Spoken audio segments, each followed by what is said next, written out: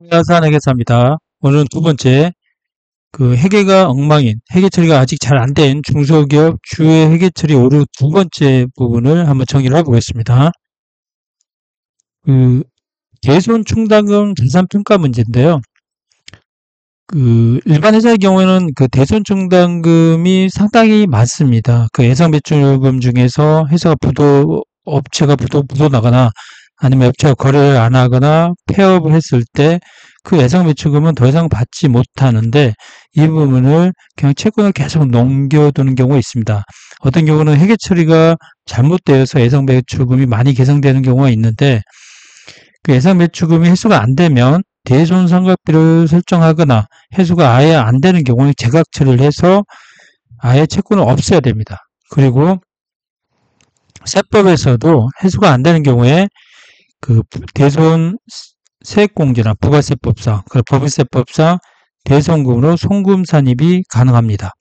그리고 많이 하는 오류 중에 평가를 하지 않는 경우가 있습니다. 만약에 단기매매증권의 경우에 공정가치로 평가를 해야 됩니다. 내가 삼성전자 주식을 사고 파는 경우에 시도공가보다 연말에 공정가치가 높아지면 평가이익을 잡아야 되고요.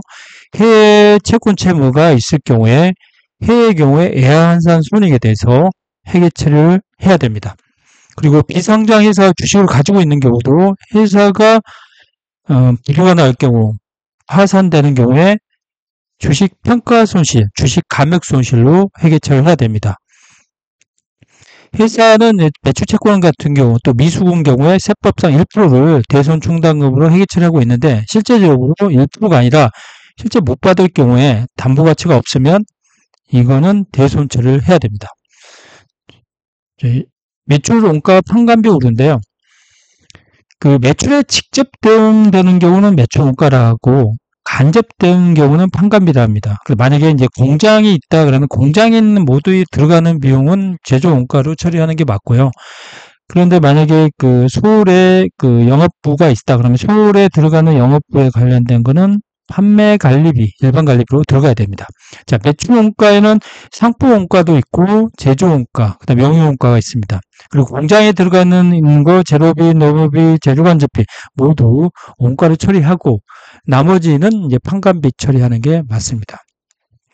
매출 원가 판관비는 임모, 인원, 임직원에 따라 임직원이 공장에 있다 그러면 임직원에 들어가는 복리후생비나 사대보험이나 그 다음에 접대비 같은 게도 원가로 가야 되고 만약에 판관비, 영업부서나 관리부서가 있는 인원에 대한 접대나 복리나 기타 비용 같은 경우도 판관비 처리해야 됩니다.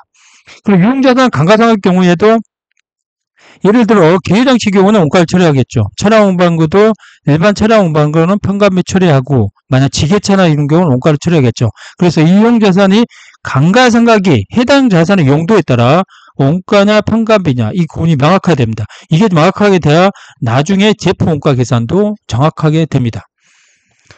그 다음에 이제 가직금 가소 문제인데요.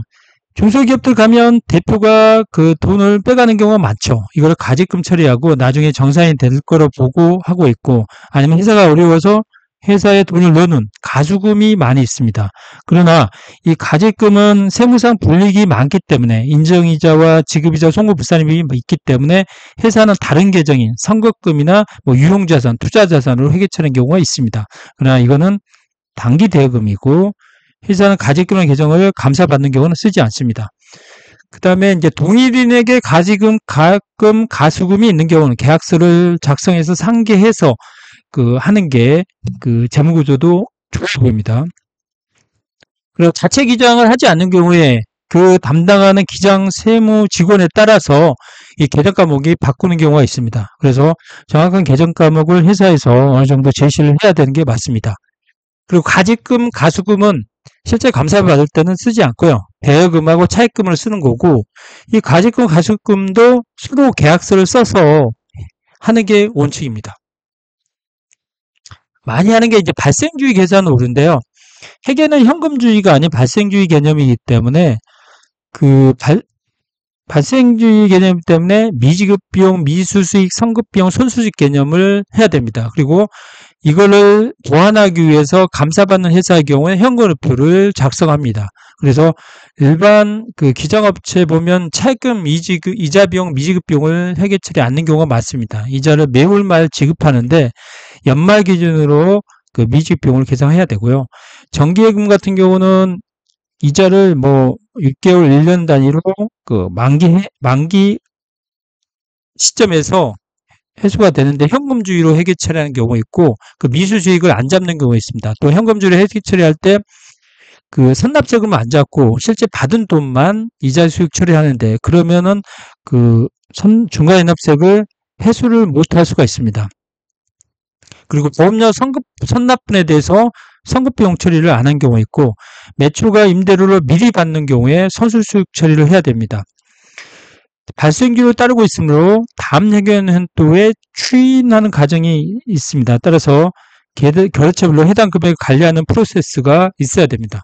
그리고 세법은 권리의무 확정주의, 약간 현금주의 성격인데 회계가 발생주의이기 때문에 이 세무조정이 일어나고 이 세무조정에 따라 유보가 발생하고 유보 때문에 그 일반 기업의 기준에서 이연법인세가 발생합니다. 기타 오른데요. 장기차입금하고 단기차입금 개정이 잘 안 돼 있는 경우에 1년을 기점으로 만기가 1년 미만이면 단기차입금을 하고 장기차입금 중에서 만기가 1년에 도래하면 유동성 장기부채로 해야 됩니다. 회사들은 그냥 매년 차입금이 연장된다고 보면 단기차입금으로 아닌 장기차입금으로 하겠는데 1년 시점에서 기한은 중요하기 때문에 이건 장기가 아니라 단기차입금으로 해야 됩니다. 1년마다 계속 연장되는 경우에 단기차입금을 해야 되고 회사는 유동성 부분을 늘리기 위해서 계속 장기차입금으로 해놓는데 실제는 단기차입금이 많습니다. 그리고 중소기업 회계처리 특례 부분을 좀 잘 정리를 해서서 일반 기업에 준해서 중소기업 특례하고 차이 부분을 해야 됩니다. 이연법인세 부분하고 그 매출인식 부분도 있습니다. 그리고 보조금 수익 부분은 제가 제 유튜브에도 올렸지만 회사는 보조금을 매출이나 잡이익을 처리하는 경우가 많은데 이거는 안 되는 거고 이 보조금 수익은 관련 비용에 차감으로 회계 처리를 하도록 되어 있습니다. 그래서 이게 어떻게 회계 처리하냐에 따라서 회사 영업이익에 영향을 주고 있습니다. 그러니까 보조금 중에서 자산 취득으로 관련 보조금 경우는 비용 상계가 아닌 관련 자산의 차감으로 합니다. 그래서 기계장치 취득에 관련된 거는 기계장치 차감으로 해야 됩니다. 그리고 어떤 회사를 감사하다 보면 영업이익을 늘리기 위해서 회사의 비용 중에 일부를 상간비가 아닌 영업의 비용 처리를 하는 경우를 봤습니다. 뭐 급여나 뭐 기타 비용을 상간비가 아닌 영업 비용을 늘려서 영업이익을 늘려서 은행에 대출을 받을 때 이자 보상 비율이 잘 나오게 하기 위해서 그렇게 하는 경우가 있는데 그렇게 하다 보면 결국은 은행도 알고 뭐 감사를 받다 보면 그건 다 조정이 되지만 그건 상당히 좀 문제가 있습니다. 그리고 결산 시 이제 부가세 대급금하고 부가세 애수금이 있는데 이걸 상계를 하지 않고 총액으로 계산되는데 기업인수상에서는 상계를 하고 받을 금액이 있으면 미수금, 줄 금액이 있으면 미지급금으로 회계 처리를 해야 됩니다. 그러나 실무상 뭐 부가세 대급금 애수금을 상계해서 플러스 더 높은 금액을 씁니다. 부가세 애수금 있으면 부가세 대급금 이 부분을 정리를 했고 그리고 이제 선납세금을 이제 이자 부분을 선납세금 안 할 경우는 법인세를 돌려받지 못하기 때문에 이 회계 처리는 확실히 잡아야 됩니다. 그래서 오늘은 중소기업들이 많이 오류가 나는 회계 처리 부분에 대해서 1편과 2편에 대해서 정리를 해봤습니다. 궁금한 점 있으면 댓글 주세요. 감사합니다.